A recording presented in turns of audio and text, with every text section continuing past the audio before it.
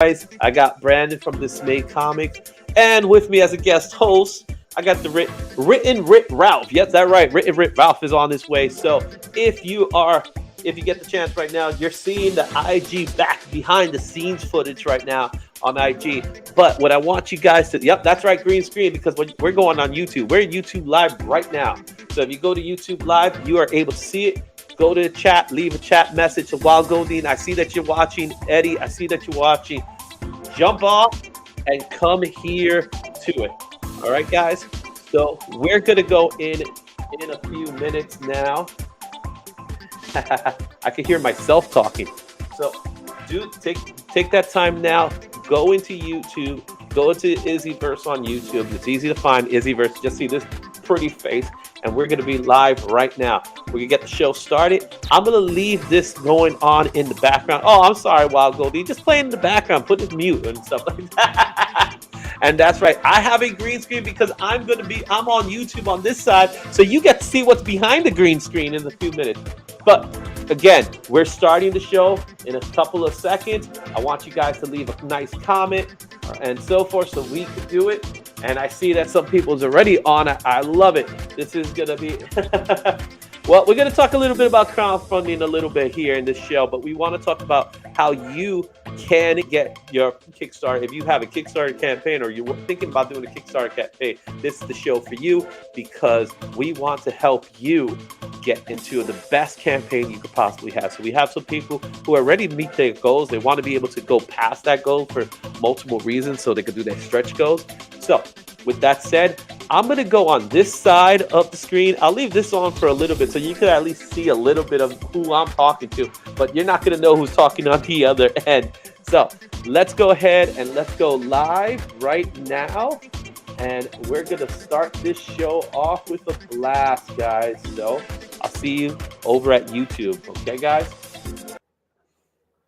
All right, so let's play that video.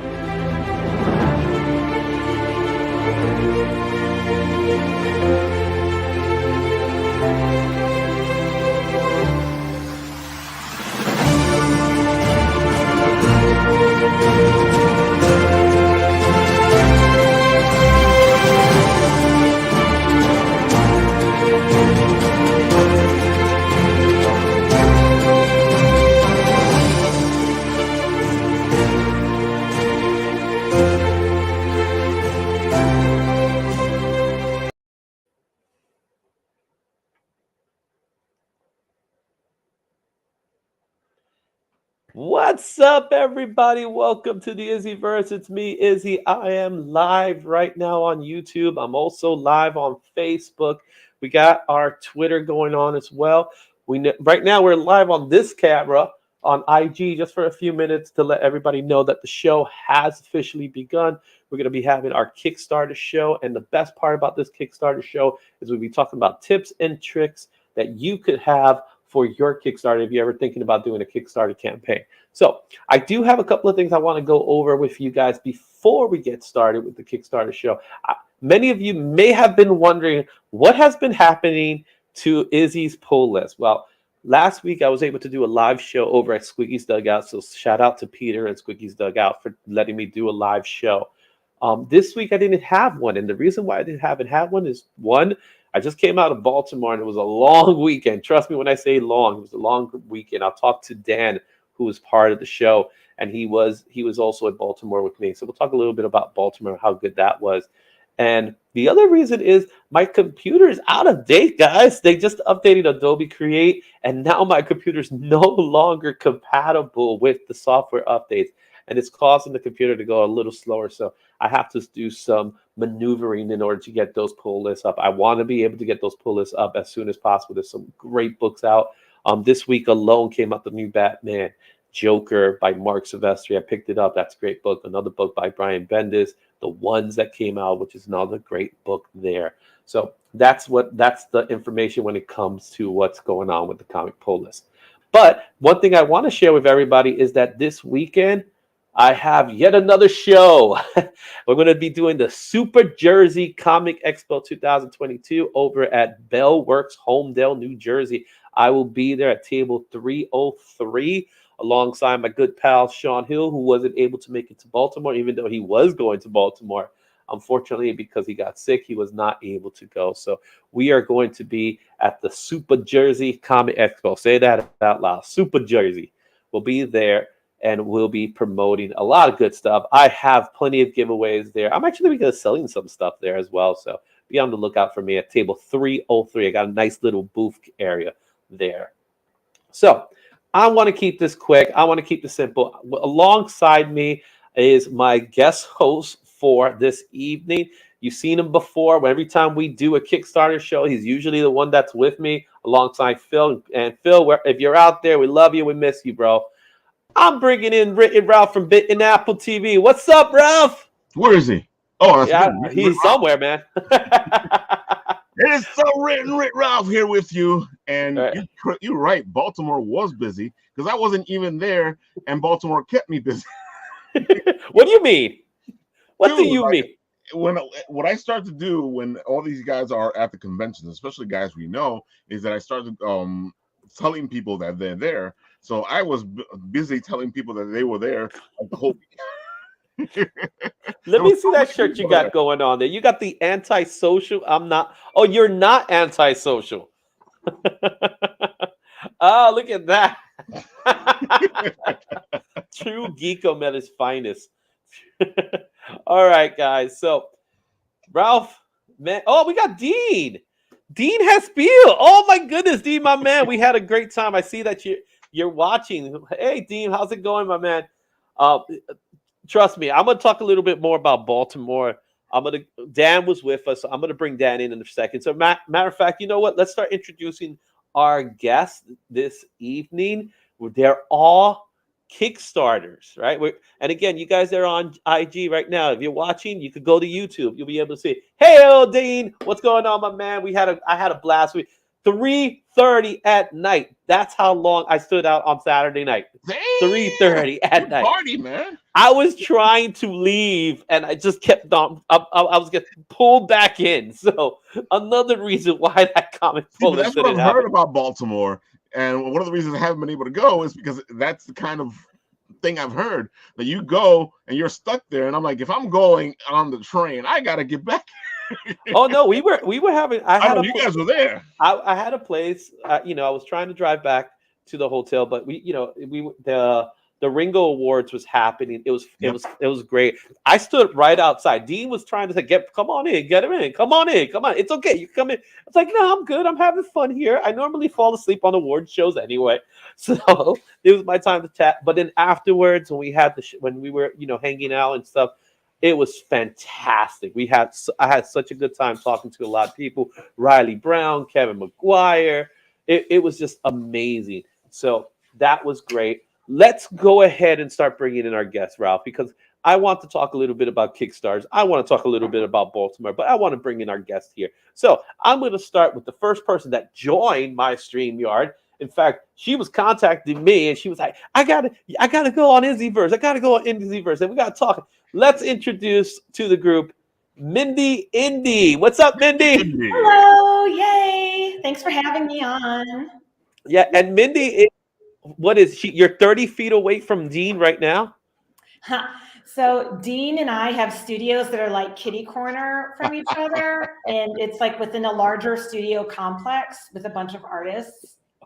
Well, if Dean, if you're still watching, then you should jump on in. Just get over here. Go knock on Mindy's door and be like, "Hey, Mindy, can I come in?" Just knock on the door and just jump in, right? Just bust right in. Dean has been that before. I was like, Dean has been on the show before, so he's no stranger to the Izzyverse. So also with us, who's coming as well. He was at Baltimore with me. He has a great project called Bigfoot Knows Karate.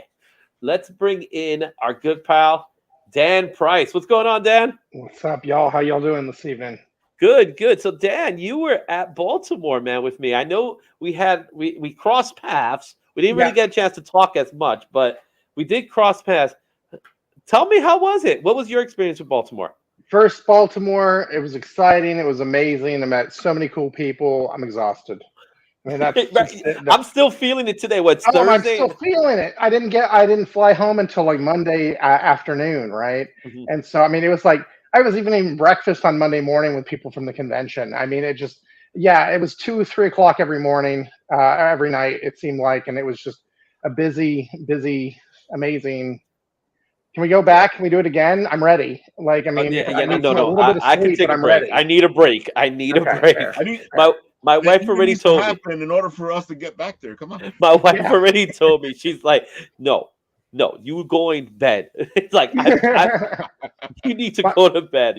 My wife usually would come with me to different things, different conventions and stuff. But I said, "You sure you don't want to go to Baltimore?" She's like, "No, I'm good." And I told her all about it. She's like, "I'm going next year." I said, "Great, when I'm done." I had a couple of good friends with me. I had Nate Melendez, who's a fantastic, amazing artist, and I had Enoch Ezel, who's actually new to the convention scene. Another fantastic artist. He has a great anime style. He was there. He was so excited. He was like a papi chulo, as we call him in Spanish, right? He came. I could tell you stories. There's a video there. We could talk a little bit about the stories we had with Ezel. Again, great young guy. It was fantastic having him. I see my boy from Wayward is here. We'll bring him in a moment. But let's bring in our next guest here, and that is Brandon from Dismay Comics. What's up, Brandon? How's it going? What up? Doing pretty good. I'm not to like see Dan as like a celebrity, but I'm glad I'm on a panel with Dan because like the first Bigfoot Knows Karate Kickstarter, I found out about it like a few days after it ended. And I was like, crap, like he better do an issue 2 so I can back issue 2s. And then as soon as I heard about issue 2, I was like, bam, I'm there. Because like, oh man, that's the awesome. title alone is what sold me. Then when I went through the Kickstarter page, I was like, yeah, take my money. Dude, thank you for that. Take your money, right? Our All paths kind of keep doing this, Brandon. Like we keep, like you were in Launchtober as well. Yeah. Well, you could do one of those things where you today. look at the camera and it's like right now I'm looking at Ralph right there, and you could do one of those things and stuff like. There you go. Dan's looking at Brandon. Nah, we screwed. And then Minnie's on top. I know, right? All right, let's fill in the squares here. He just arrived. He's coming by way of Rhode Island. I know who's in Rhode Island. I'll tell you who's in Rhode Island. Wayward Raven Media. What's going on? You let him in. We let him in, complete with the gouache short. And he already messed up. He already messed up the rules. He already messed up the rules. But you see, this is what happens when you're late. Who's usually me. We're trying to keep it clean here, guys. We know. Well, in that case, let me just not reveal the rest of the shirt then.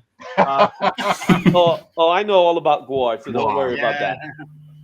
They go way back for me. All right, so we got our gang of 6 here, right? So I'm gonna go move.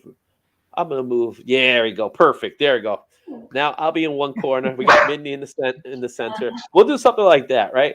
All right. So guys, you guys that are watching Instagram, come over to YouTube. I'm in YouTube right now. I'm having my conversation with a whole bunch of Kickstarter teams. So go check it out. And let's go back over here live while the guys in IG. The guys in IG says, who the heck is he talking to? Yeah, I'm talking to the people on YouTube right now. So let's talk a little bit about Kickstarters. All right. And we'll get this started because we have a lot of stuff to talk about this evening about Kickstarters. And I want to be able to promote everyone's Kickstarter that's here today. First and foremost, why Kickstarters? I'm going to open it up to Brandon. Brandon, tell me why Kickstarters. What's so important about Kickstarter?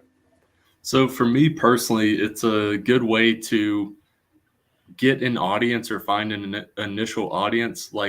And also for me, when I do my Kickstarters, it's how I get my books out there. Like I don't have an online store. It's probably a dumb business decision. I'm a dumb businessman, but I don't really care to have an online store because I like the Kickstarter to feel like kind of like a special event, because it kind of is. Like you're getting in on the ground floor. You have a month or whatever the duration is, and if you get in, that's awesome. Now you're in, like, not saying a clique because that sounds weird, but like, I don't know. I like having it feel We'll use the word special. cult. You're part of a That's cult. even better. Community. I like that. Nice word. Yeah, Join community. Yeah. the cult. But Awesome. that's Same- kind of my reasonings is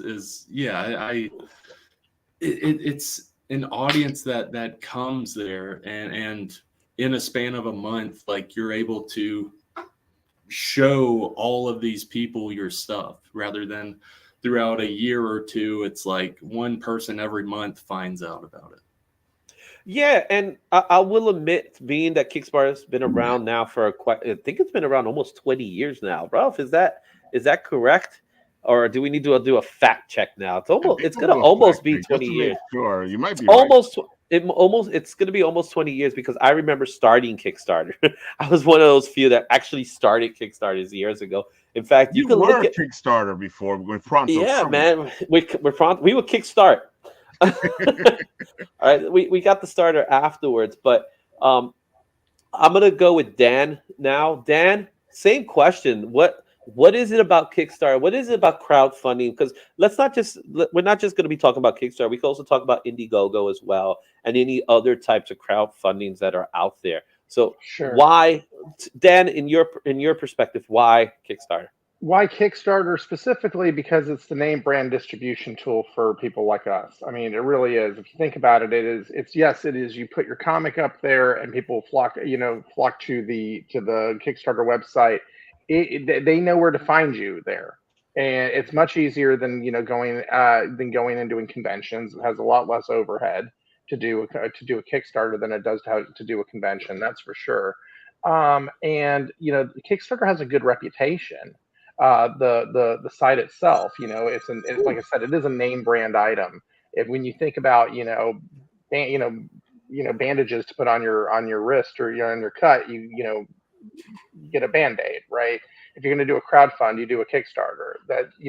That's my 2 cents on the matter. But yeah, I find that people know it. It's easy to find. People respect the fact that the book is going to come out, especially once they know it's funded and everything's good. You're going to get your book. Hopefully, everybody's going to do their best to be a part of the community and bring a book out that's solid and comes out on time. That's a challenge with everything, but I know everybody that I'm friends with, we're all trying to get our books out on time and keep the reputation good on Kickstarter. Yeah. Now that you mentioned that, because I always notice that a lot of people, as I've noticed, don't seem to like doing the Indiegogo because they feel like they're going to get robbed. But with the Kickstarter, at least you know that once it's funded, you guys have to bring the project to fruition. I mean, I'm sure there's some people that have not brought their project to fruition, but I think that the reputation is that you're more likely to get your book on Kickstarter than the other way around. And I mean, that's just the way I've heard it, the way I've felt it. I've backed some things on Indiegogo that have never shown up, and so I've never had a Kickstarter I didn't get.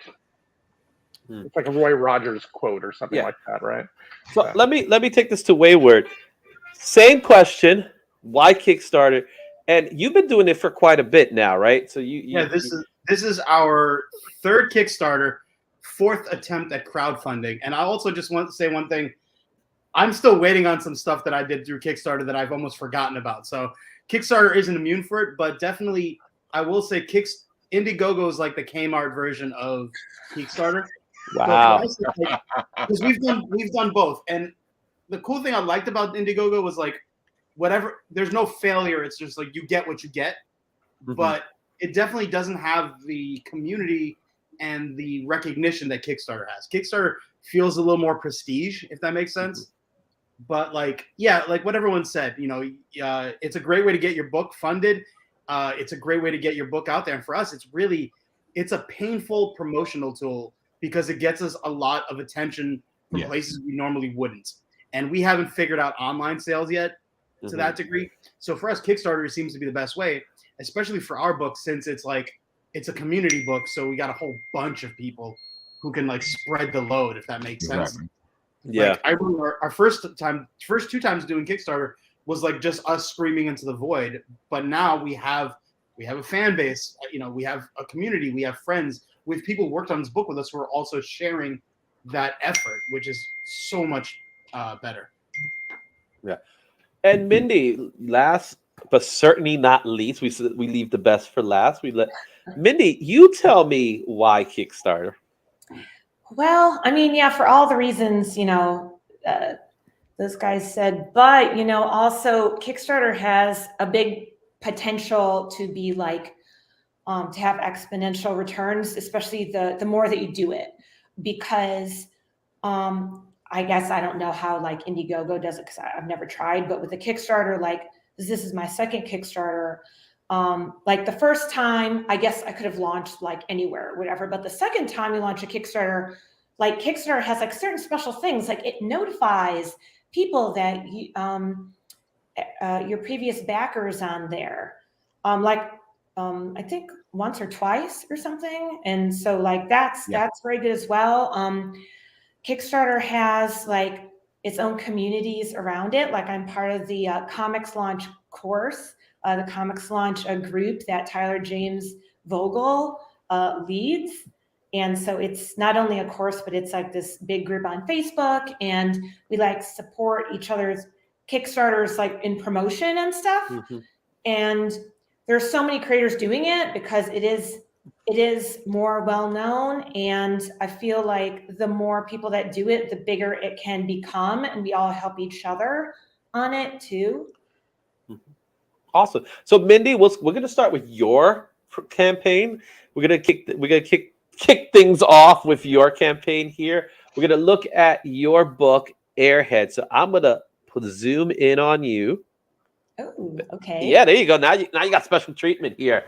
And promote for me Airhead, which I'm going to try my best to showcase it on my end here. She's already showcasing. Yeah, she's doing the job, so we don't even have to worry about it. So Mindy, talk to us about Airhead. Yes, so Airhead is a sci-fi comedy about a teen surfer and lifeguard named Air. Oh, wait. Oh, this corner. I'm trying. It's like opposite. And so he can see the future in his dreams, but only sometimes. And so he tries to like understand his like ESP powers. But yeah, one night he predicts that a solar flare is going to hit a new San Diego and possibly wipe out Earth too. And so he needs to, go warn everyone. And can he save everyone in time? So that's the first issue. And so I'm reprinting issue 1 because I'm almost all out of it. And this is actually a supersized issue. This is 50 pages here. It's like full color. The second issue was like a normal size. It's like 25 pages, also full color. But so I'm funding creation of issue 2 and reprinting issue 1. And in issue 2, I mean, I don't want to, give away too much, especially for if like people haven't like read issue 1. So like Air figures out kind of accidentally like a clue to like figuring out his power. And there will also be surfers in space. So awesome. Thank you, Mindy. So Mindy is still working on getting backed. You're about 41% last we checked? Yeah, I'm like 43%. 43%. Yeah, I'm looking at it right now. So she's at 43%. She has 61 backers with 11 days, guys. Let's get her over the hump, as we say, right? Because it is good material. I know Mindy by way of Ellen. So by way of Ellen, and we did talk a little bit about the book. So please support it, Mindy Indy's book, Airhead 1 and 2, Surfer's Hero, a story about a clairvoyant, right? Pretty much, right? Because he could foretell the future in that way. Yeah, kind of. It's kind of different. It's not exactly like a psychic. Like you think of like someone that's like a psychic. It's like, oh, like you're supposed to pay the money, and then they're like tell the future. It's not exactly like that. Like you can like kind of have like a vision of the future, but like in dreams. Yeah. Cool. Thank you, Mindy. Again, support Mindy's book. We're still talking here, guys. Let's go with the guy who's sitting by the couch. Look how sweet that is, and his head is flowing right through the river. If you notice, get right there. Stop that right there. Stop right there. Perfect. Wayward. All right, you got some fans out here. Look at that. So you got Nathan saying, "What's up?" What's up? All Yeah. right. So yeah, we suck at comics. It's It's okay. You don't have to admit that. Don't worry about it. No, it's true though, because like we've been doing this for about 10 years, and we realize we probably aren't doing as good as we wanted to be doing. But then we realized we suck. Then we started talking to a bunch of other friends, and like, well, they suck too, and we're all realizing there's something we still haven't cracked. So we kind of the title came about like kind of a joke, kind of on that self-deprecating note of like, we were just like, this sucks, we suck, maybe we do whatever. And then we started thinking about all the times we've been rejected. And that's kind of where like the name and the theme kind of like circled back into itself.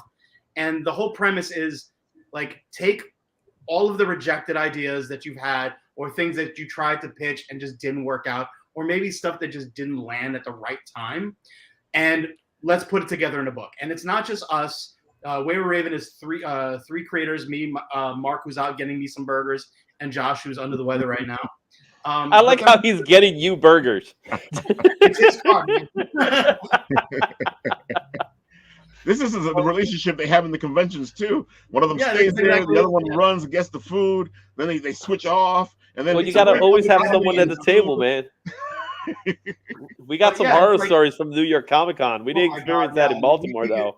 We actually, on a side note, we've taken a lot of the con stories we have, and we've been trying to figure out a way to make it work as a script. So that's in the future. But and in fact, actually, the reason I'm in Rhode Island right now is we're actually getting ready for a con this weekend for Rhode Island Comic Con.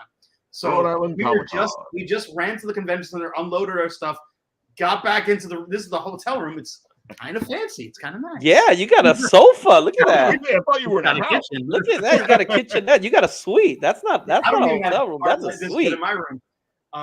Yeah, but back to the Kickstarter. So like we're doing double duty. We launched it right after NYCC. We've been recovering from NYCC, kicked the Kickstarter off, and today for Rhode Island Comic Con, we actually funded 100% today, which is even better. So like right now, everything after this is gravy.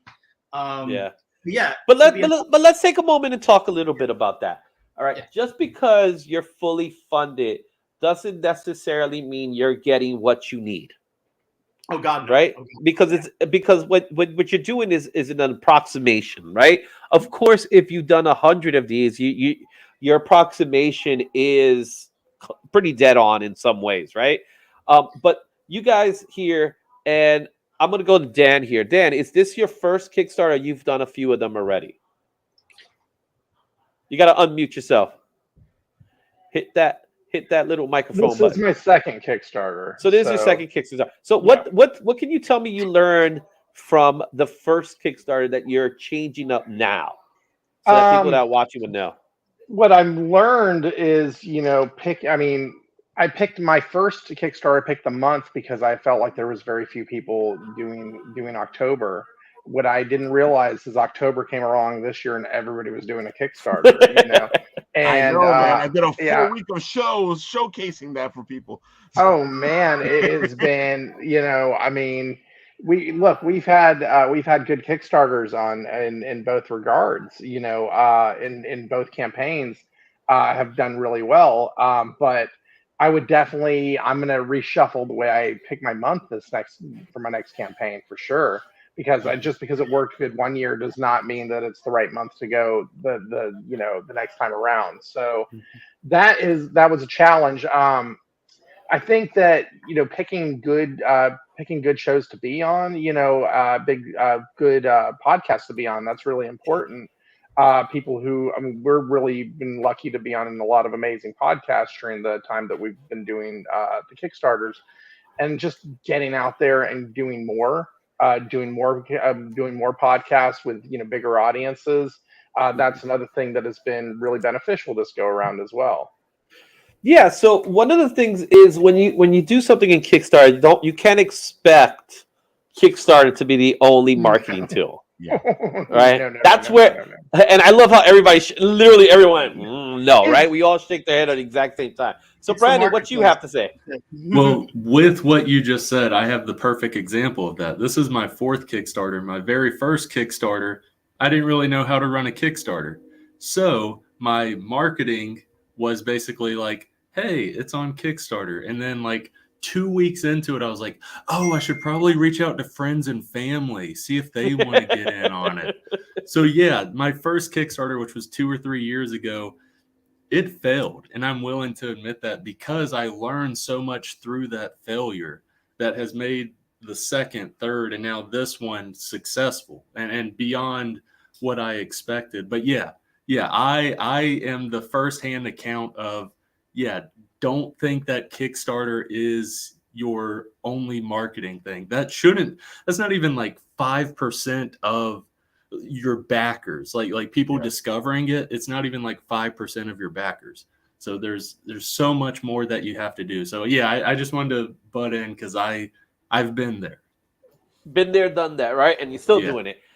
So let me speak from my own personal experience. Like I said, when we started years ago, before some people have been born, from what I know, before Ralph was born. We had our Kickstarter. Kickstarter was very new platform. It was something that was not everybody trusted. Let's be honest. Just so you know, Kickstarter started April 28th, 2009. So look at that. Yeah, so we really did start Kickstarter. Exactly. So when we did it, so it's actually been more like almost 10 years. It feels like it's been longer though. It's weird. 13 years, man. 13 years now. Oh yeah, 13. So when I started Kickstarter with my group Pronto Comics, we one of the things we did was we did a video. We did a cheesy video and things like that, because again, the marketing aspect of it was you have to stand out from a crowd in some way or another, right? You don't have to, in other words, you don't have to be the most creative idea in the world. You just have to be recognizable. You have to be enough for someone to say, yeah, I'll back that up, right? Because you're looking for backers. You're looking for people that are interested in your work. And yes, mom, dad, your cousin, your local priest, your school teacher, they'll all back you up. They'll all back you up. And some of them will say they'll back you up, but you never seen them put that, that money in. The truth is that money runs dry. And when we started at Kickstarter, again, we were fairly new. Kickstarter was fairly new. And one of the problems we were having was getting backers past a certain point. So one of the things that we dealt with our Kickstarter, and I think our Kickstarter was like a 2-month Kickstarter, I want to say. It wasn't a month. It was a longer time period that we had. Was that we hit this amount and we couldn't move forward. And the reason was, from all the people that were part of it, no one was really doing anything to get more people, right? So I'll never forget the day I was sitting in one of those studio rooms that we used to have our meetings in, and in that room I just straight up said, everyone here who wants to make this successful needs to find a way to make it successful. So we have to commit to it, right? There's strength in numbers, as they say, right? So we all committed to a certain dollar amount. And for some of us, we actually put the money down.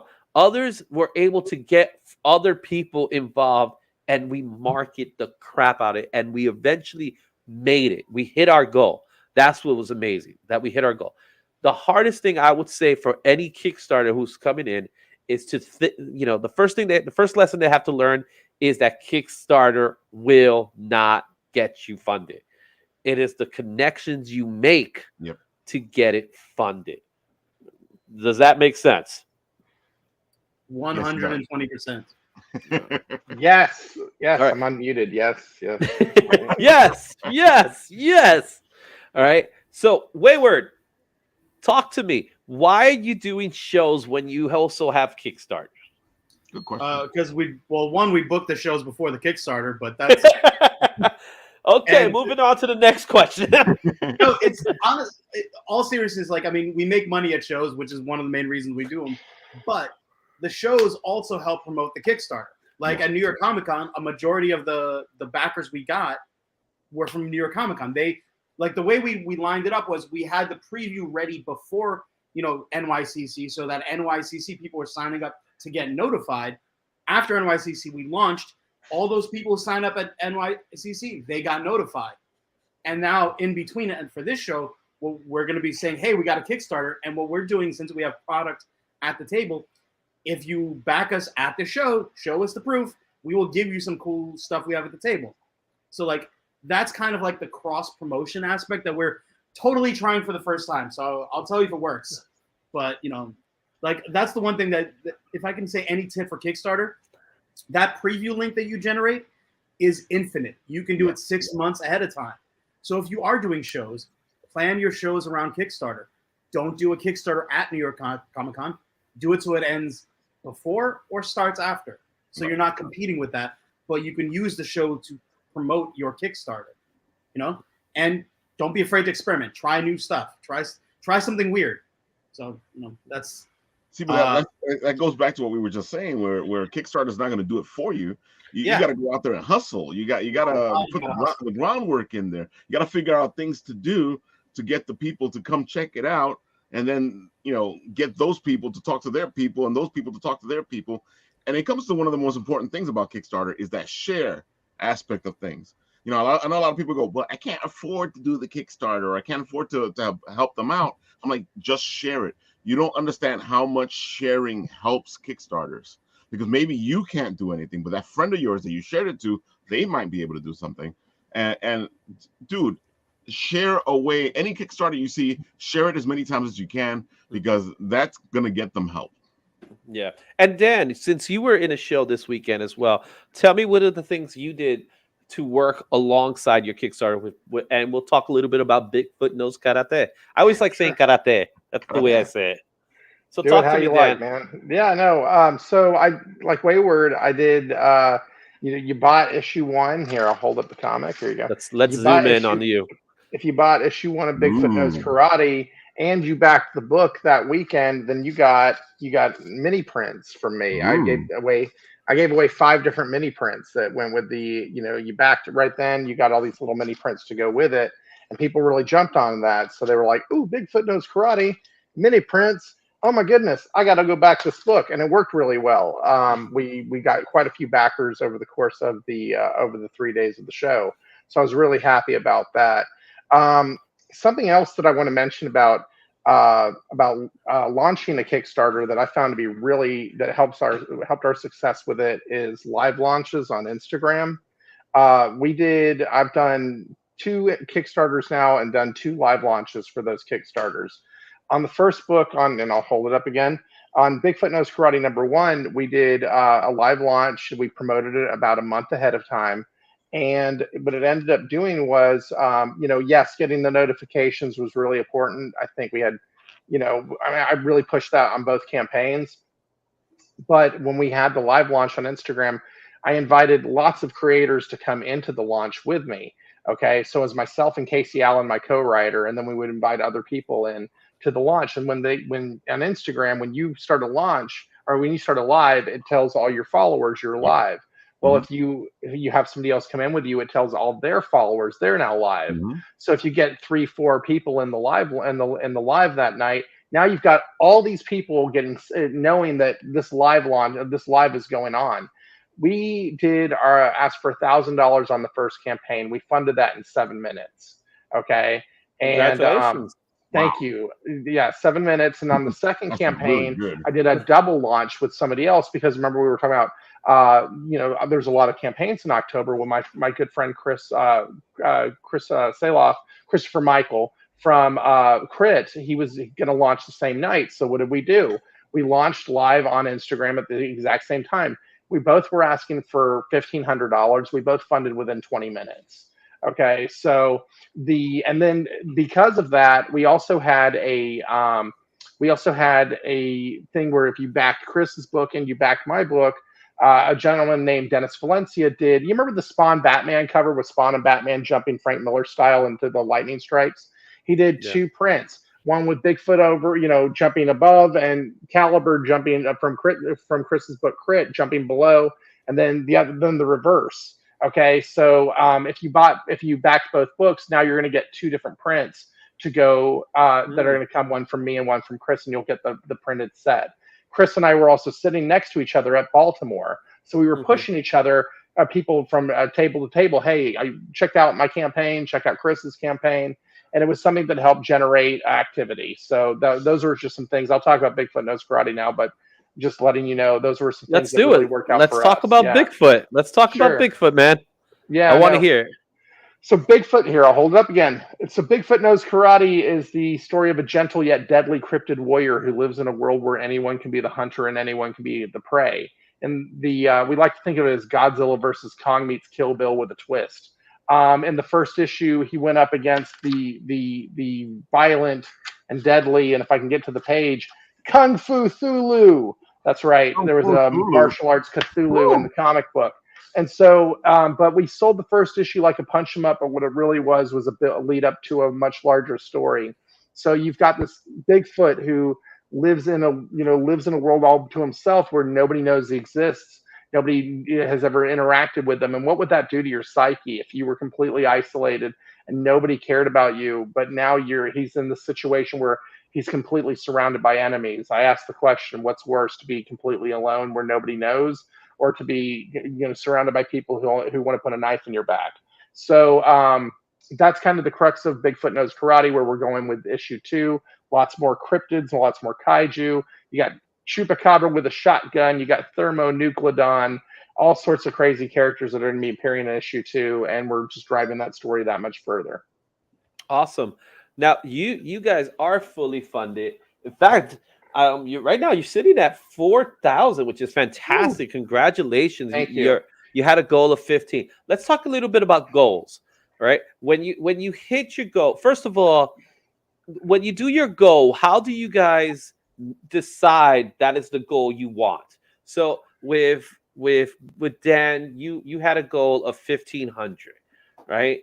Mindy, you have a goal of 5,000. Wayward, you have a goal of 5,500, which you just hit it. Like you said, you're just above about $131. So congratulations there. And in Dismay, you also had a goal of 500. So all 4 of you have different types of goals in mind for being backed. Why? We'll start with Brandon. Brandon, why did you make the decision that your goal is going to be 500 instead of 1,500 or 5,000? What was the reasoning behind why you had those goals? Ultimately, for me, I want people to just be able to get the book, even if it's a low amount of people, which it hasn't been. There's been a ton of backers that back each Kickstarter, but I want to make sure they get the book. So I set it a little bit low because I'm not doing this for profit. Like there is no profit being made for small indie creators. There's no profit being made.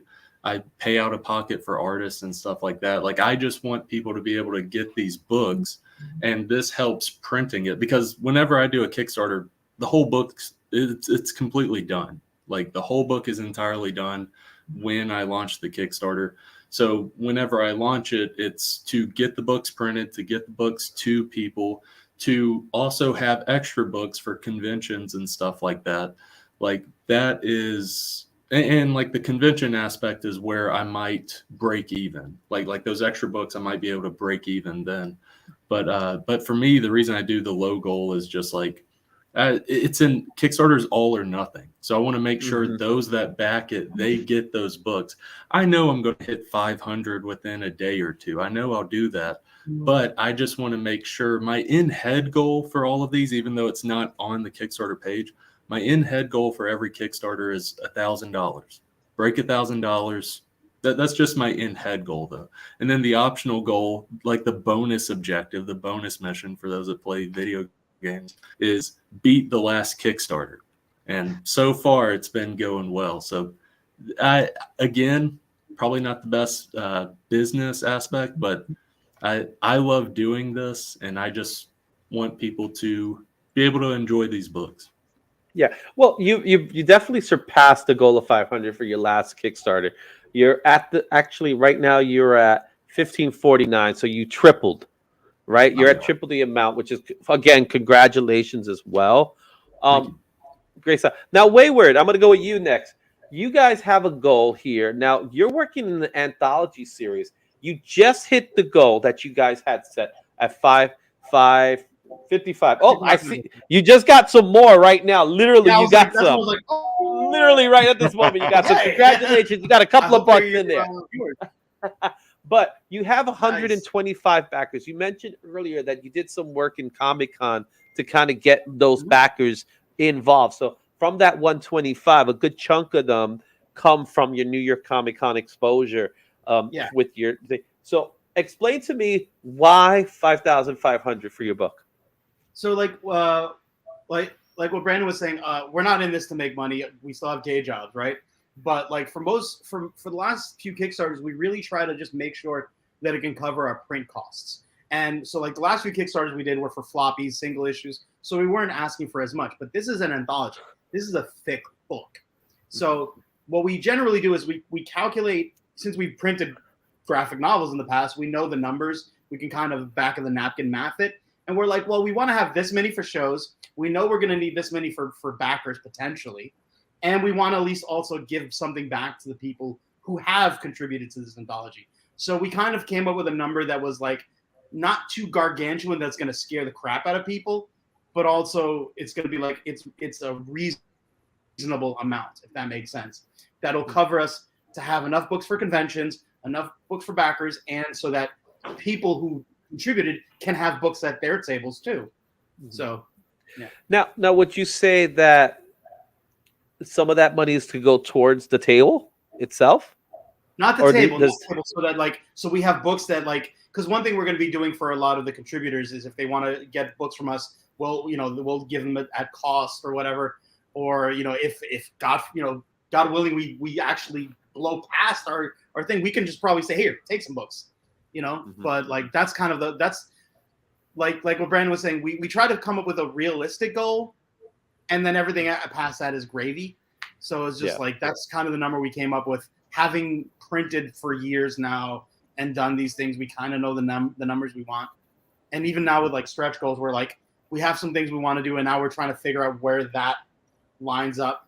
So, and Vinny, go ahead, Rob. It's like we say all the time while we're doing the Kickstarter shows for people, is that just because you see a funded a price range, and like Brandon was talking before, that doesn't mean that they got to where they needed to go. That just means they're funded. So, most of the times what you want to do is either double or triple the money, because whatever you do there helps them make more books. Nobody's making a profit. Unless you're making millions of dollars on your Kickstarter, nobody's making a profit. So, so put as much money as you can into these projects, get them double funded, triple funded. That helps out. That means that if you like that book, they will continue to make that book, because now they have extra money to put into the creation of the book. I haven't seen a creator yet that puts any of that money that he makes into his pocket, because it all goes right back into the machine. Yeah, our last Kickstarter paid for the next book and the next con. So, and isn't that the idea, to go to get the book? Like, I think one of the things we had is that we had it ready, just like Brandon said, he has it ready. It's just to get to the next one, to continue the flow. Mindy, you have a very ambitious goal of 5,000. What was the reasoning behind why you chose 5,000? Okay, so for my first one, my first Kickstarter a couple of years ago to print issue 1 of Airhead, that was a $2,000 goal, and I was able to overfund with that. I think I made like 3,300 or something. So that was great, because like I got to reach like a stretch goal, and that was great. And I got to print more books too. But for this one, I'm printing 2 books. Like, so it's not just 1 book, it's 2 books. So it has to be at least double, and I did the math, doing all the spreadsheets and stuff. And so I think honestly, like 5,000 is a medium that's a medium goal. Like I've seen Kickstarters for comics raise like over $10,000. Like, so if you have like a $14,000 goal, which I've seen, you know, and some people make it like, I've seen like recently, like Rad Multari with a Snowpaw, he raised like over $17,000. And so like 5,000, I think for me it is, yeah, like ambitious, but doable. If I had like a $10,000 goal, I would say that's kind of out of my range right now. That would be like overly ambitious, but I think that 5,000 is reasonable, but still very difficult to achieve. But it's within, like, for me, I feel like, because I can't have extra money I can just like kick in from whatever, like I'm a, you know, I mean, some people do, and that's fine. But like I have like all of the funds like go directly towards that. Like that is actually estimating on the low end of how much I would need, you know, to do this. Cause I also built in the price for hiring my letterer, Clay Adams, which that was the stretch goal for the first Kickstarter. But now I'm like building that into the base goal because I love his lettering and I want him to continue. So not only did I build in his rates, but I want to hire a coloring assistant, which was another stretch goal that I didn't make for the first one.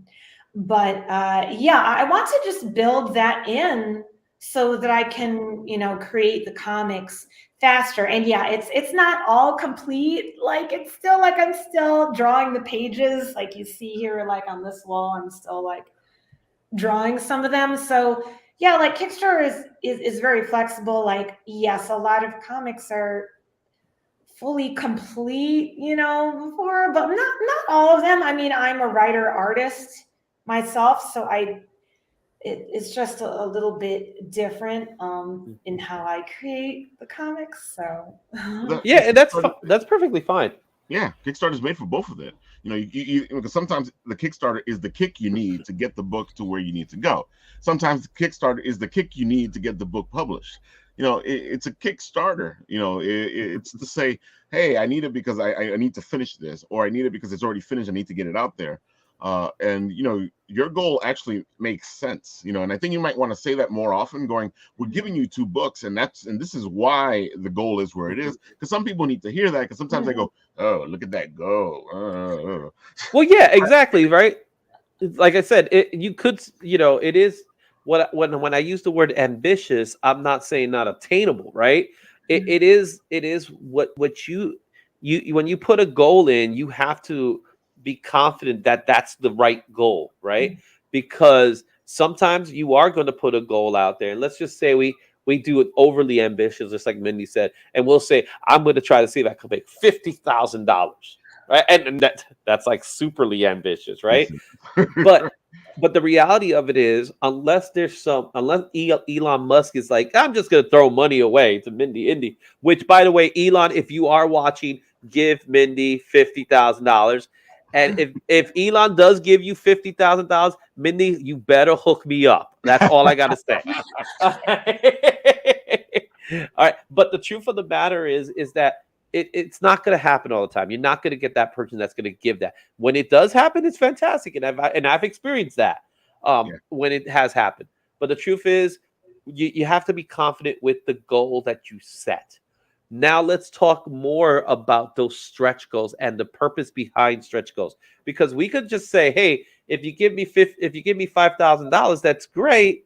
But if we get to $6,000, this is what else we're going to be able to get. So talk to me, guys. I'll start with you, Brandon, since I want to go into your book as well. I want to talk about Dismay Comics.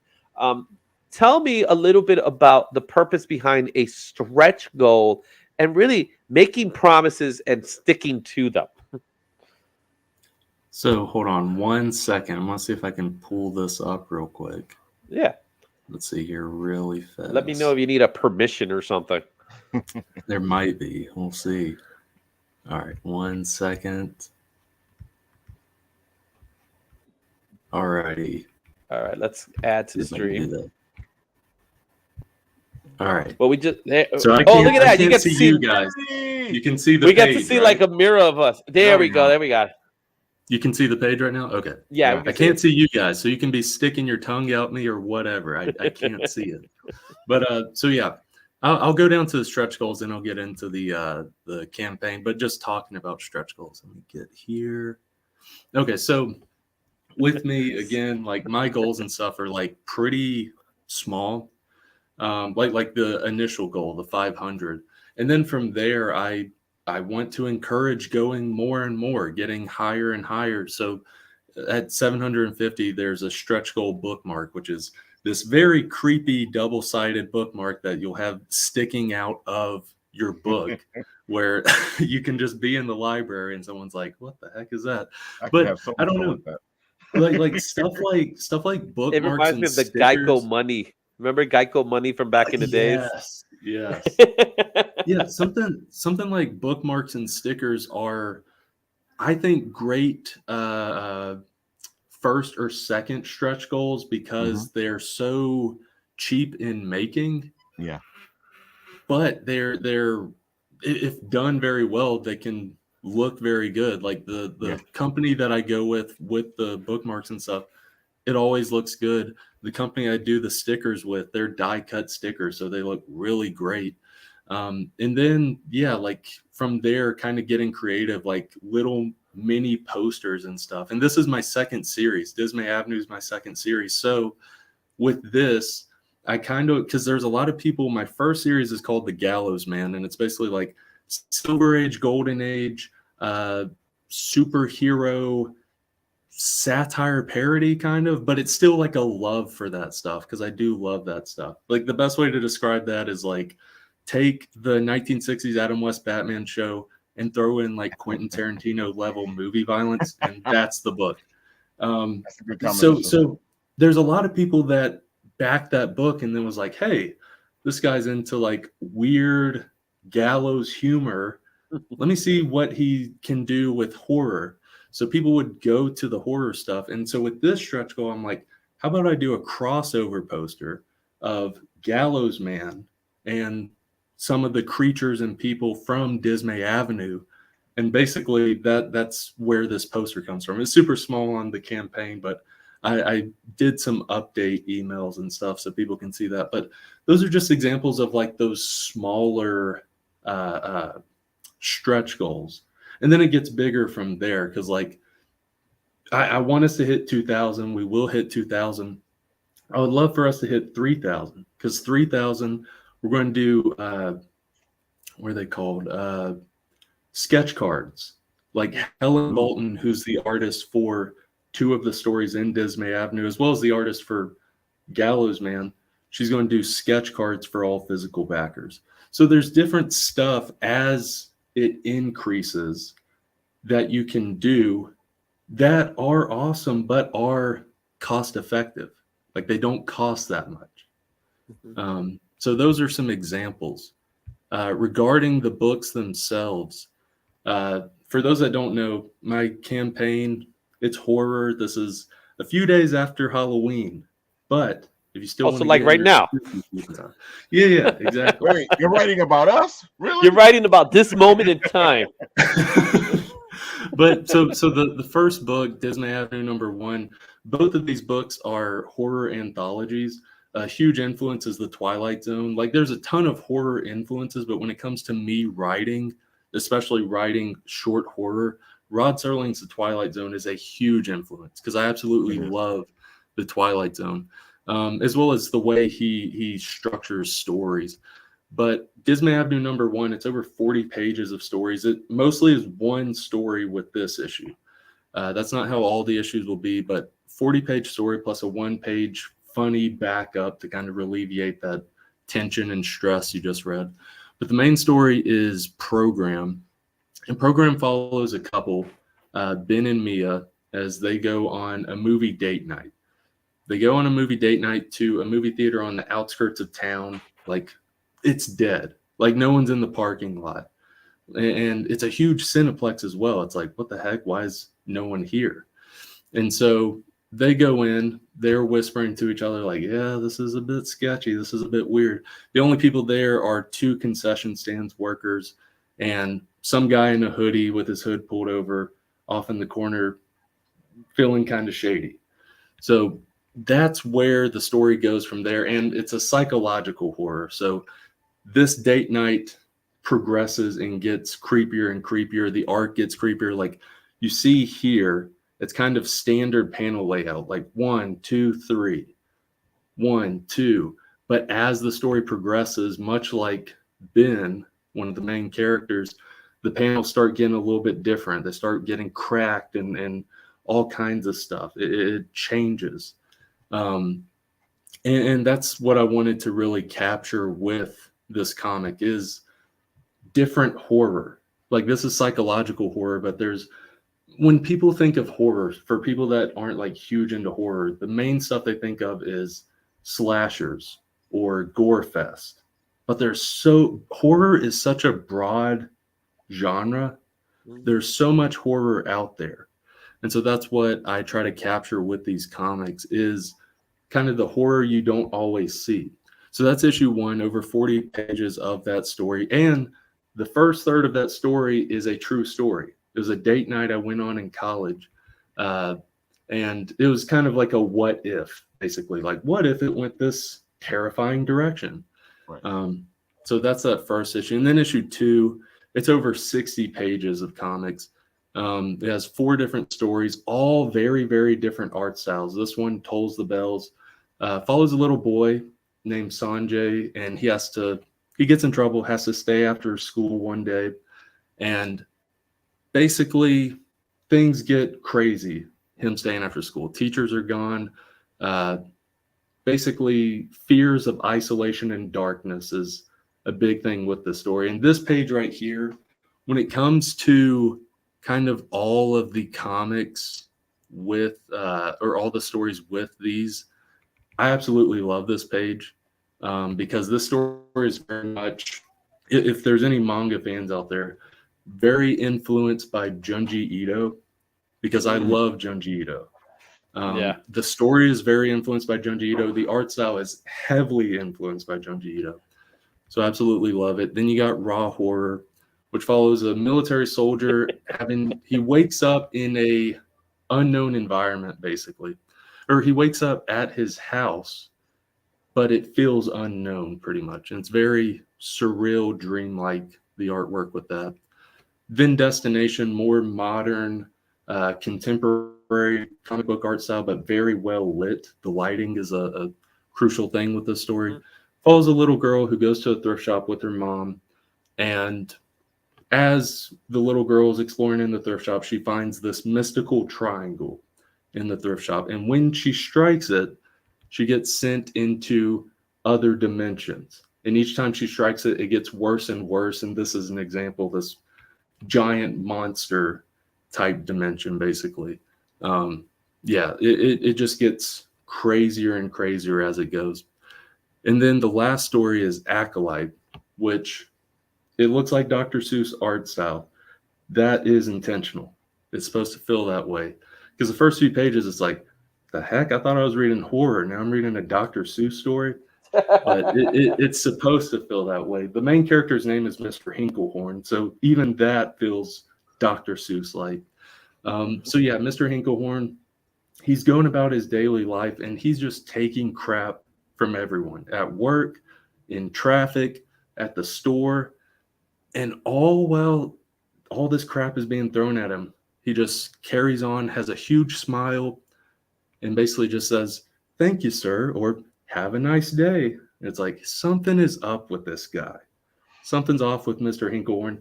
As the story progresses, you see like, oh, okay. Yeah, I see what is up with Mr. Hinklehorn. I will say this isn't a spoiler. I didn't go the obvious route. Mr. Hinklehorn is not a serial killer. That's the obvious route. I didn't go that route. And then he just happens to be a cannibal. Not that. I'll even say, if you throw ideas out, I'll say yes or no. I'll say no to that. Maybe. Yeah, if I you saw the guess right. T-shirt. Yeah, I saw this T-shirt. First of all, Looks great. it is beautiful. The artwork Yeah. in the T-shirt is amazing. I think it's Thank you. gorgeous. Right? Yeah, that's one of those things. Is I'll probably do this with a lot of my Kickstarters from now on. Is the focus of the Kickstarter is the comics. I want the comics made, and I also want like some gear for like the people that love comics Mhm. to be able to wear, like some merch and stuff. But what I have noticed is there's some friends or some people that like some of the stuff I do, but they don't really read comics. So I was like, okay, well, you like shirts. We all wear shirts. Like, it's like, That's a good if- pitch. exactly. We all wear shirts. We Why all don't you wear wear the shirts. shirt of this kid being swallowed into a vortex? Why not that? It feels But like yeah. life, man. That's the allegory It of actually is the life. kid. It looks like the kid's actually coming out of his chest. It No, kind of has that alien that's what's- feel. That's what I wanted. Yeah, because a lot of people were like, "Holy crap!" It's like a little kid coming out of my chest in this vortex. It's like, yeah, you'll like There you creep go. people out walking around like that. I want that. It's like, Like, very Akira-like. Yes, very. very Yes. Akira. Yes, Exactly. yes. Seriously, And you Total know when we talk Recall about or Quake. we could talk about Akira all day with me. I love Akira. But yeah, it's one of those things where like the comics are the main focus, and I want people to get the comics, and the comics are super affordable because $9 for both issues digitally, which is over 100 pages of the comics, and then physical pretty copies cheap. start at $11 and go from there. But also, I want something like this. You can get like an awesome T-shirt to go with your comics, and then if you're watching this and you don't like comics, which that makes no sense, this is a comic book channel. But if you don't like comics for some reason and you're watching this, you can get this T-shirt. So there's Great and t-shirt, yeah. yeah, that's the thing is the T-shirt itself is a reward tier, but if you get a tier, like if you get this random one right here, you get this, you can then have the T-shirt as an add-on. So that's just some examples, and that's basically Dismay Avenue 1 and 2. There's a ton of stretch goals, there's variant covers, there's original art giveaway and stuff like that. But yeah, it's something I love. Oh, dang, someone backed it. Someone backed it while I was talking. Thank you. There you go. But yeah, it's this thing I love. So let me figure out how to get out of this. Let's see. Oh, you're still on this. There we Okay, go. there you go. You got it out. So let's talk a little bit about those stretch goals, as Brandon was mentioning. What is the purpose behind stretch goals? And just like he said beforehand, and by the way, I'm saying what's up to all the guys that are watching. Sebastian, Josh, my good old pals. You know, Sebastian. Yeah, Seabass, right?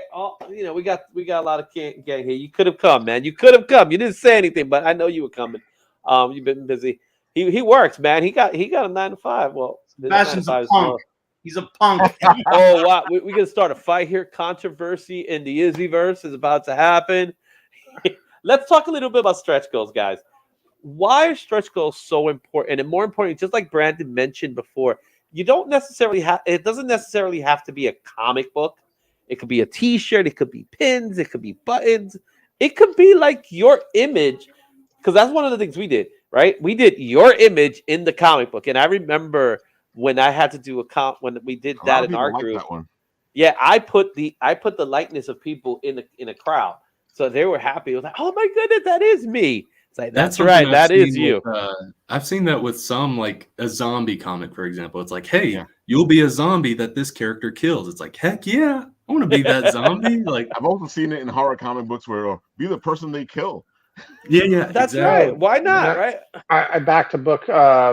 Gentleman Jason Farrow does a book called The Convictor.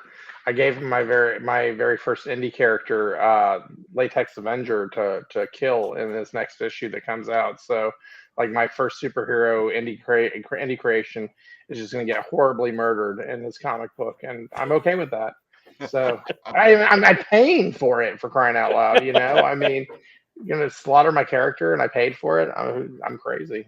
But anyway, but I'm looking forward to seeing it. So Dan, we'll start with you.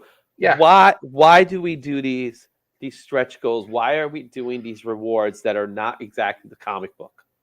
Well, You know, I mean, incentives and thank yous. I mean, I would say those are the two biggest things. You know, we're nothing without the people who back us. And Oh, look who showed up there. Hey, we're nothing without the people who back us. And Beer so run. it's like a beer run, nice. And so, you know, I like to do stretch goals as polls. Actually, I did them on my Instagram stories. You guys, I'll put up 2 items and say y'all pick.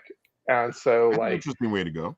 yeah, you know, I mean, I know what the budget needs to be, so it's like I know what I can, I cannot afford, so I'll do it within the budget range. And so, like for the first stretch goal, they picked 2 stickers. Second stretch goal, I think trading cards is winning right now because we're on a poll for that right now.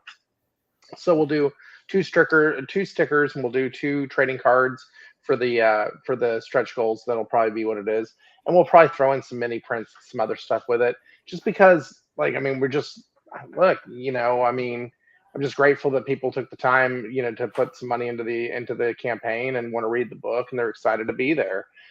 So thank you. And that's just the biggest thing is, yeah, I'm sure it incentivizes some people to back the campaign, but I think it's also a bigger thank you for the people who've stood by you for, you know, a campaign or 2 or however long you've been doing it. So, and also, you know, coming up with some funky tiers, you know, along the way that have, you know, like for us, we do the director's commentaries as a tier in the campaign. So you get like a regular edition of the book, or you can do a deluxe edition of the book. And so if they get the deluxe edition, there's a QR code that takes you to a director's commentary video where we break down the comic, you know, page by page to allow, you know, so people can understand why we did what we're doing, where we're going with it. So, and that's another thing that just didn't cost us any money. All we had to do was just print some extra artwork in the back of the book and a few other things, but the commentary track itself was free. So while it's not a stretch goal, it's something else that gets people excited to, I've never heard of a comic book having a director's commentary video, you know, let's try that. And, you know, and it worked. It worked on the first campaign, and people are digging it on the second one as well. All right. We have Mark who just showed up. He did his, you got the burgers? I ended up getting Chipotle because it was probably the easiest thing. So I'm not proud, but I am happy that I grabbed a little bit of beer. I literally could not resist getting Motorhead Road Crew. I've never That sounds awesome, man. Damn it if I'm not going to try it. It's better than being an AC/DC drink, if you know what I'm talking about. I don't know. You know what I'm saying? Too soon. Oh man. So Mark, tell us a little bit about your stretch goals and your incentives for people when they decide to do more than what's asked for. Sure.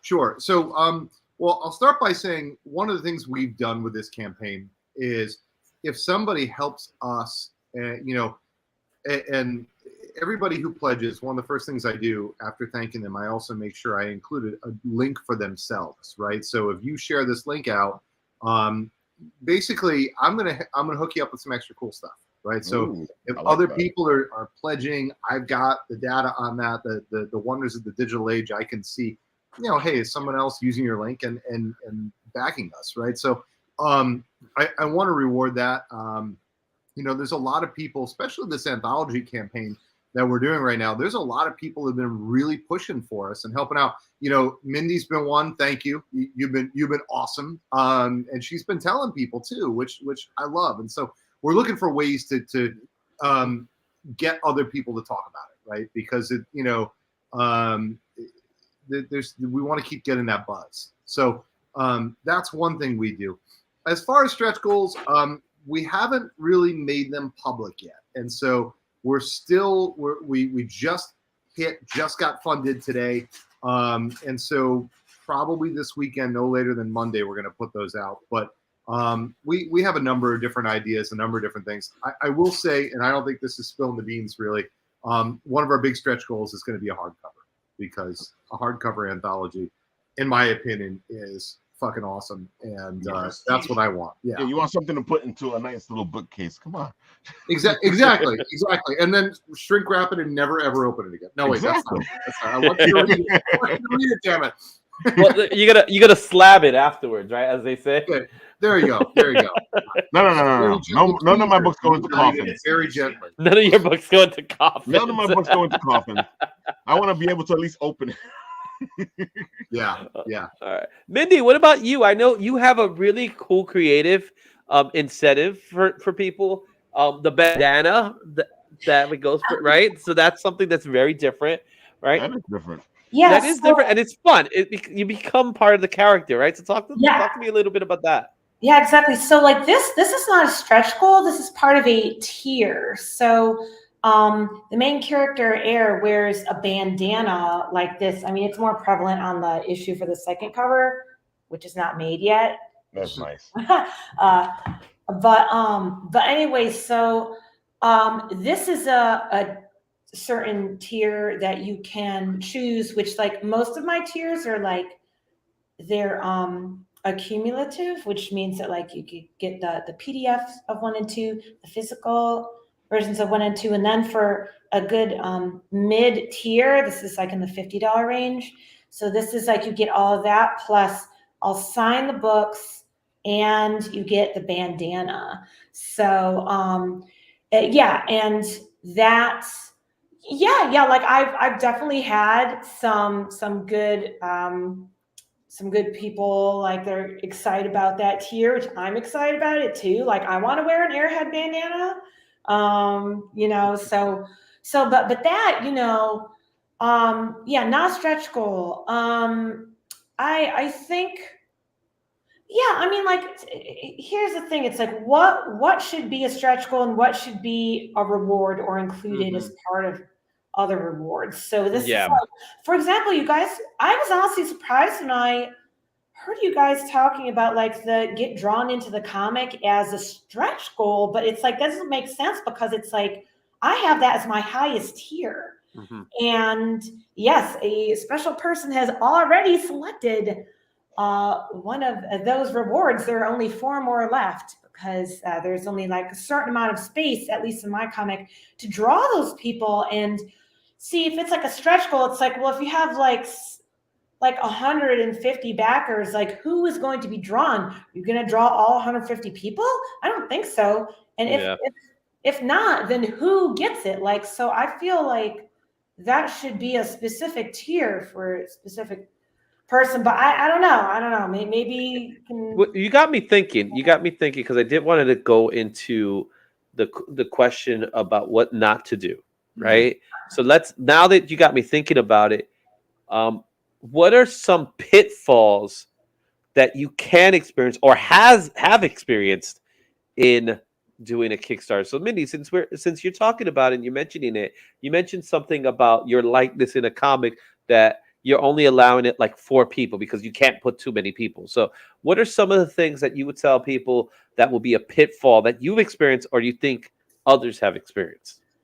I mean, looking back at my first Kickstarter, so I mean, something that is kind of recommended in the Kickstarter handbook, which I tried the first time around, is like naming your tiers like special, like fun things. And that's so, since my comic is like surf themed, I had the hang 10 tier for $10. And so like, that's easy to remember, right? The high 5 tier for $5. That's easy. But for the other ones, I had to think of some things that were like, the surf's up tier, the ride the wave tier. And it's like, I was kind of confusing them myself in the tier, especially when it came to fulfillment. I was like, okay, what goes in that again? Or like what? And because like with Kickstarter, you have a zillion tiny things to keep track of. And like, just keep it simple. Like, don't overcomplicate it. Just don't complicate it for yourself because like, it's hard enough as it is. So like this time around, I just like made my tier names just like a lot more straightforward, just so I could keep track of them easier.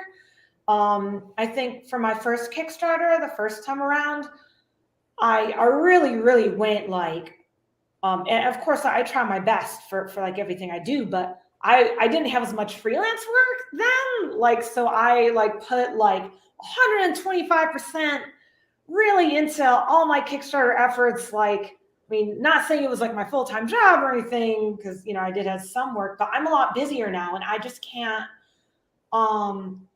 put as much effort into that, like first time, like, wow, like let's do all this like crazy complicated things like for Kickstarter, which is fun to do, you know, but it just, it exponentially complicates it in a way that like I can't handle in my life right now. What about the rest of you guys? What are some of the pitfalls that you guys would say? Yeah, I'm going to piggyback a little bit off of what Mindy said, and then just two other quick things that are super easy. One, you know, if you think about a restaurant, right, a small menu usually is higher satisfaction. You know, so you don't want to have so many tiers and so many things that people get lost in. So that's absolutely important. Number two, understand what people tend to back, right? So, and what I mean by that is that $20 price point, right around there, 20, 25 bucks. That's going to be your bread and butter. That's the thing that people are going to just, you know, bang away at, because yeah, you're going to get your folks that are going to spend 10 bucks, 15 bucks, right? $5, you know, a little bit less expensive. I want to help you out, but here's a couple bucks, right? Throw in your tip jar. You're not going to get a lot of folks that are at the $100, $150, $200 level. You'll get a few. You definitely, you know, you'll have people who do that, but that $20, $25 price point is like critical. So understand what it is, and then rolling into the third piece of that, price it appropriately, right? Understand cost certainty. If I'm putting a $25 tier down and I'm spending $30, or I'm spending $25 to get that out, I'm really not making any money. It's a bad business deal, right? If I know my book's going to cost me 10 bucks and the shipping is going to be $5 and maybe a couple of odds and ends are $3, hey, at least I'm taking home a couple bucks, right? And I'm able to use that to fund other things. And maybe even fund those stretch goals, because they're going to be expensive too. So if nothing else, cost certainty. Understand what you need to not just hit goal, but all those little line items that you're going to get. And I think we have a tendency to get so excited about Kickstarters and oh, I'm going to do this and I have all these cool ideas. Yeah, great, but I'm not going to make any money, right? And I'm going to the idea is to get funded, right? Not to go broke. Exactly.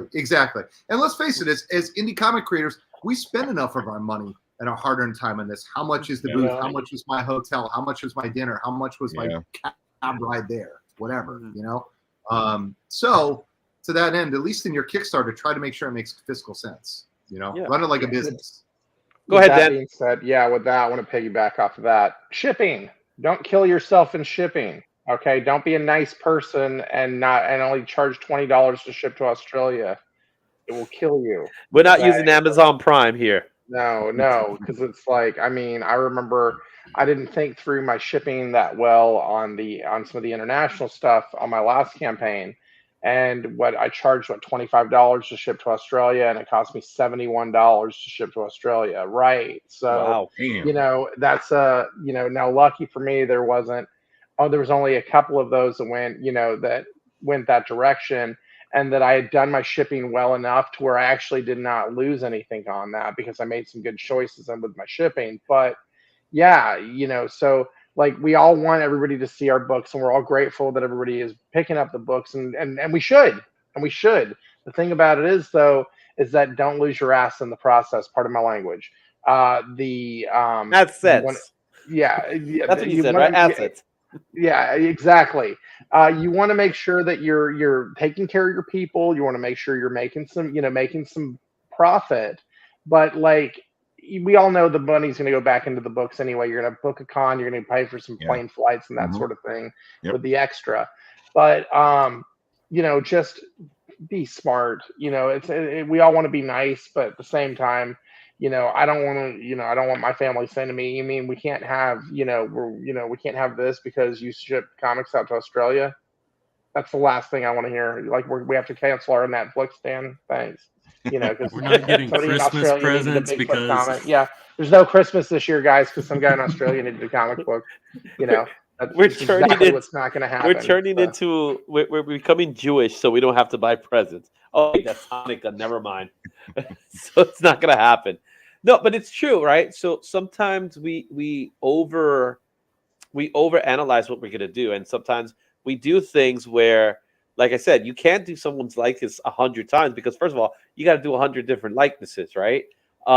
Original art costs something, Yeah. Right. So I know, for myself, as an artist myself, I could say, hey, I'm going to do a Kickstarter and I'll give original art. Well, guess what? Who has to produce that original art? I do.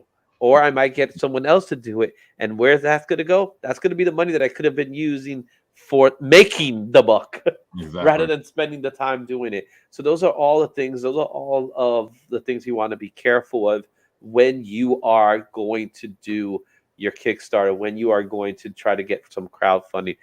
Guys, this has been a blast. We're about an hour and a half almost in there.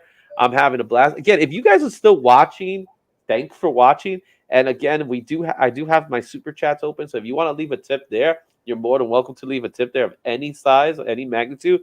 Also, what's more important than that, if you haven't supported any one of these Kickstarter projects, please take the time to go support these Kickstarter projects.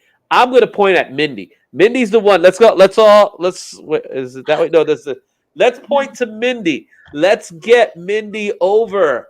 Right? That's right. That's what we're going to do. Oh, this is awesome. I love that. Brandon got it the easiest, man. He just got to go up. I'm like trying to figure it. Let's get Mindy's book funded.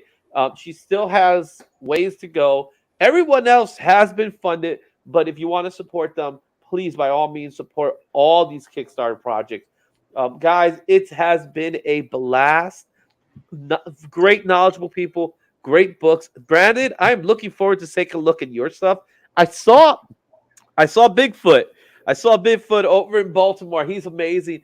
Brandon, I love the different types of art styles in your book. I think the one that looks like a Dr. Seuss story is very interesting, but I also love the art styles that I'm seeing, which I love. That's one of the things I love about anthology series is that you get different art styles, right? Exactly. And Wayward, man, you guys over at Rhode Island. How nice is it over there?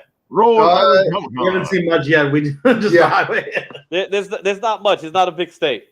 We got here, dropped our stuff at the convention, and just went to the hotel and got Chipotle. So it's gonna be a great night. It's going swimmingly, but we have beer, so we have a lot. We have a lot of beer. We love you guys. We want to support all of the projects, guys.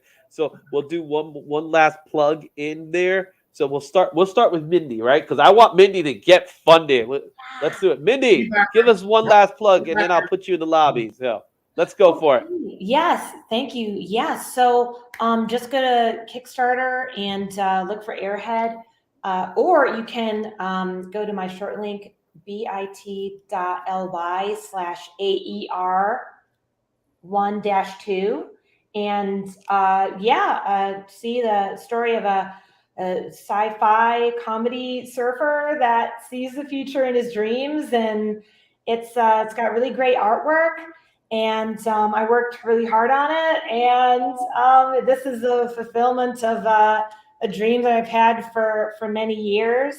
So yeah, it has an alien and stuff in it too, like a little bit. So yeah, it's this has a little bit of like Dr. Seuss theme in it too, like for like the like buildings and stuff. Like I don't know, since we're talking about Dr. Seuss and stuff, it's got a little bit of surfing in space in there in the dream. I mean, I don't know. I'm not gonna like go through the whole thing, but yeah, surfing, of course, that's fun. Check it out. You can get a cool bandana with a bandana tier or original artwork, like the watercolors. So like have this watercolors are in the background. I painted them like real watercolors that I painted and I scanned in. So I did some watercolor studies of Rockaway Beach that I just did for like to get to know how to render water, because it's kind of difficult. Sweet. But so that's a cool tier. Of course, also being drawn in the comic. There you go. Tier too. So while we were talking, you did get another backer. So congrats on that. Great. Yeah, thank you. And Ralph was able to put it up in the chat here. It's also going to be on the description. So Mindy, it's been great having you. Thank you. I'm going to put you in the lobby. let's go with our next Kickstarter, and it's Dan. Dan, talk to us. One last plug for Bigfoot Knows Karate. You're on mute. Dan. Hey, I did it. All right. Bigfoot Knows Karate is live on Kickstarter for another 7 days, I believe. So, 11. Wait, my bad. I'm looking at the wrong one. Sorry. You're right. 7 days. So Bigfoot Knows Karate is available on Kickstarter between now and November 11th. So please do go check it out. It is Chapter 2, Born Under a Bad Sign. Like I said, it's Godzilla versus Kong meets Kill Bill with a twist. And we've had an amazing run so far on Kickstarter, and I'm looking forward to you guys getting a chance to check that out. Go to bigfootknowskarate.com to find the link if you're not looking at it on the YouTube that you're watching right now. Otherwise, you can go to bigfootknowskarate.com. You can find the t-shirt shop and fan art gallery. We've received over 100 plus pieces of Bigfoot Knows Karate fan art, so you can go check that out there. Other than that, thank you to everyone on Instagram and on Twitter who has gotten behind this project, everybody in the Facebook group for Bigfoot Knows Karate. You can follow me at danomite139 right there somewhere, and on both Twitter and Instagram. And thank you all very much. Big thanks to Casey Allen, my co-writer on this project, Adam Caswell, Jevin Loop, Luis Tomas, for all putting out some amazing, and Zip Alegria for putting out some amazing covers for this book. Thank you for having us on tonight. Appreciate you, Izzy. All right. Thanks a lot, Dan. Let's go over our next guy, Brandon. What up? Let's see if I can not do Screenception again. Here we go. All righty. So let me get it right here. There we go. All right. So my book, Dismay Avenue issues 1 and 2. It is a horror anthology series. I'm just making sure my mic's on. And with both issues, it is jam-packed full of stories. With issue 1, it's over 40 pages of horror anthology. Issue 2 is over 60 pages of horror anthologies. I'll show off some of the art again real quick in case people didn't see that. There's that. Creepy guy to give you nightmares. Some more stuff to give you nightmares. More stuff to give you nightmares. How about more nightmares? Yeah. Oh, that's not nightmares, but it will lead to nightmares as the story continues. So yeah, just some example of the art. Oh, that's not absolutely love this series. I hope people can check it out.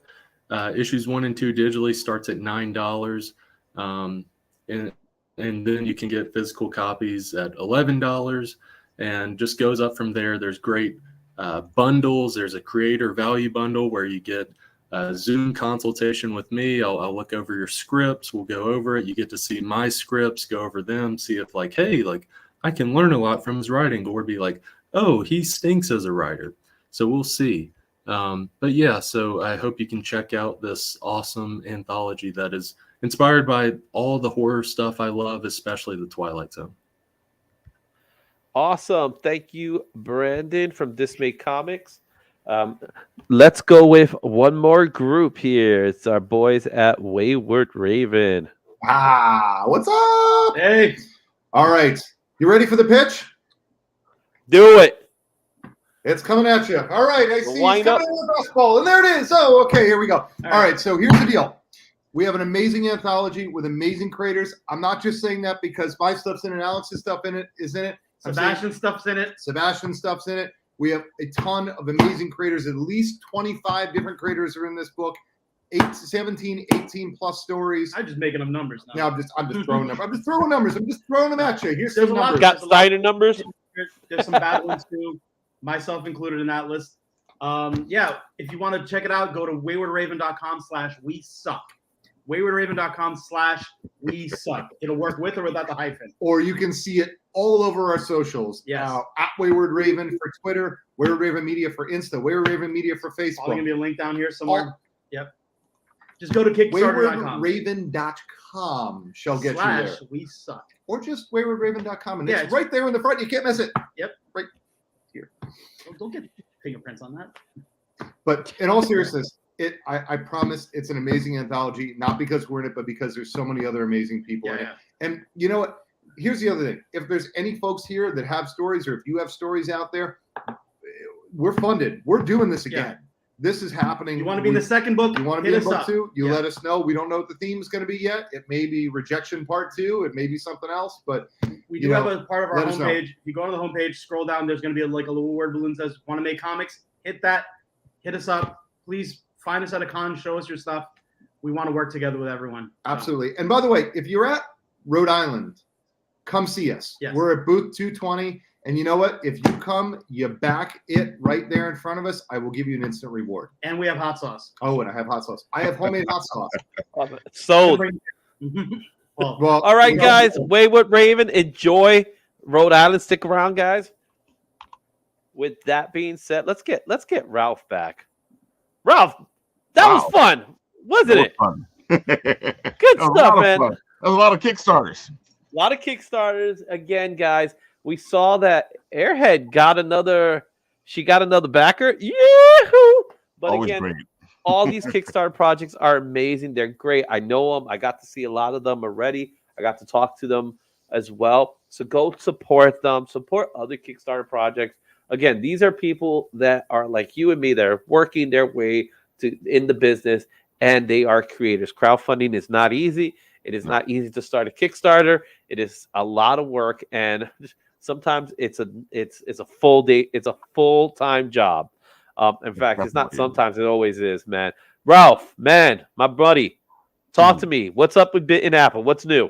Well, if you want to know more about Wayward Media's new Kickstarter, you can go and check it out on Wednesday on the Written Writ, where they come on at 9 o'clock and talk to me all about this beautiful Kickstarter they got going, this anthology they got going, and you can learn more about it as you get another chance to support it. Yeah, they remind me so much of my Pronto days, man. They're like Pronto back in the day. We have like 100 people in our group, so I'm really happy for Wayward. So, Ralph, it's always a pleasure having you out. I'll return the favor as always. So we miss Phil, man. Phil, where are you, Phil? Where are you, Phil? He's too busy with his own Kickstarter and Legendary, man. So they've been doing a great time too, man. I've been having a blast with him in Baltimore. Oh, before we go, I want to make sure that you guys go find Bitsy Tandem, our pal Flusmallow, which is a great artist in her own right, is working with Bitsy on a Kickstarter, and they're making pins mixed with Pokemon. And I forget the other game, you know. But they're fantastic. Is it Digimon or? Oh no. It's one of the big games right now. If Nat is in the comments, he can let me know. But I don't think he's there right now. I don't know who's in it. Someone put something in it. Nate's on the comics. There he is. Oh, Floof is right there. So it's between Pokemon and. What's the other title? You got me, man. I don't know. I said Digimon. I said Digimon. That's the only one I remember. I don't think they're listening to it. I don't know either. Anyway, if you're still watching and you haven't left a like, go ahead and leave a like, guys. Yeah, definitely, it helps me out so much. Leave a like, subscribe to the channel if you haven't subscribed. Genshin. Oh, that is a big one. Dude, and they mix them together. That's a huge one. They're beautiful. Pokemon and Genshin. Yeah, there you go. Now we're talking. So, Ralph, thanks for joining us. Again, I'm going to put you in the lobby. Later. All right, that was our show. And again, thank you so much to all our guests that was part of it. I'm really happy that we had this time to talk a little bit about these Kickstarter projects that are coming out. Again, support each and every one of them. We want to make sure Mindy goes and she goes over. So please take this opportunity to go to Airhead. Go support Bigfoot Knows Karate. Go support We Suck at Comics and Dismay Avenue issues 1 and 2. It was a blast having them. We got so much going. Samuel, you did get a chance to stick around for a little bit and see a little bit of the show. And before I let you guys go, just to remind everybody, I will be at New Jersey Comic Expo at table 303. Come by, say hi. I will have giveaways, guys, and the wheel will be present. Also, I didn't mention it earlier, but I'll mention it now. You can get 10% off in BCW by using the promo code Izzyverse. Just go ahead to bcw.com. And if you need a place to get your comic books and you don't have an LCS, go to comicexposure.com for 15% off using promo code Izzyverse. And one last thing to mention, you now know I'm on Whatnot. Yep, that's right. And not only do you get $10 credit, you're going to get a $15 credit on your first purchase with Izzyverse with the invite here that you see here, whatnot.com/invite/Izzyverse to get all your books and so forth. So again, guys, if you have a chance, go ahead, support all of these books, support all of these Kickstarters. We're going to have more coming up in the future as well. We hope you enjoyed the show. We'll see you next time on the Izzyverse. And as I say, Excelsior.